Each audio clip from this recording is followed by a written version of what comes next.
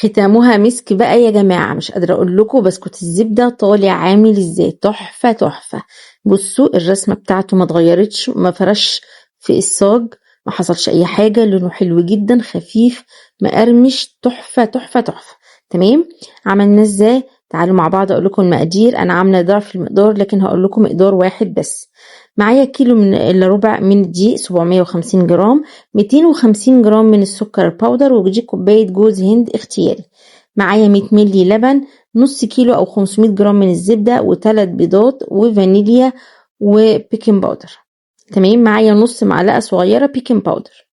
الزبدة والسكر مع بعض في العجان زي ما احنا متعودين، هخفق فيهم لحد ما تشوفوها بالمنظر التحفة ده، هشة جدا، كريمي جدا، فاتحة جدا. هبدأ انزل بالبيض زي ما انتوا شايفين على دفعات، ومعاه الفانيليا. بصوا القوام خفيف ازاي، هفضل اضرب فيه لما يرجع تاني متماسك وكريمي زي الاول. اظن ملاحظين الفرق دلوقتي. بعد ما وصلنا للمرحلة دي نزلت بالجوز هند بتاعي وعطيته ضربة كده صغيرة، مش ضربة، انا بس بقلب الجوز هند عشان يختلط كويس، والخطوة دي اختيارية زي ما قلت لكم، تقدروا تستغنوا عنها تماما ومش هتفرق في القوام. وبعدين ضفت ال100 ملي من اللبن بالراحة كده، هو خد الكمية كلها، وبرضو قلبته تقليبة كمان، مش اكتر من تقليبة. بعد ما قلبته خلاص هنزل بالدقيق، وزي ما قلت لكم دايما مش بنزل بمقدار الدقيق مرة واحدة، نزلت بتلتين الدقيق وسبت التلت، وخلطت بالراحة، لكن هي كانت محتاجة الدقيق فعلا وكانت مثالية زي ما انتوا شايفين بالظبط. تمام.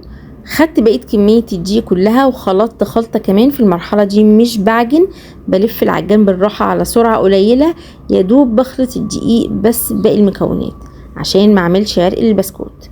وهنا كنت خلاص انا بدأت اشكله، ولعت الفرن على درجة حرارة 180. بصوا العجين بينزل بمنتهى السلاسة، والرسمة بتاعته واضحة وبارزة، مش بيفرش، مش بيجرى اي حاجة، بيرتفع حاجة بسيطة. ما اخدش وقت معايا خالص، كنت شكلت كل الكمية وكمان خبزتها بمنتهى السهولة. بصوا المنظر وادي النتيجة، اظن بتتكلم عن نفسها. بألف هنا وشفا، وكل سنة وانتوا طيبين. دي كانت اخر وصفة من وصفات العيد بتاعتنا.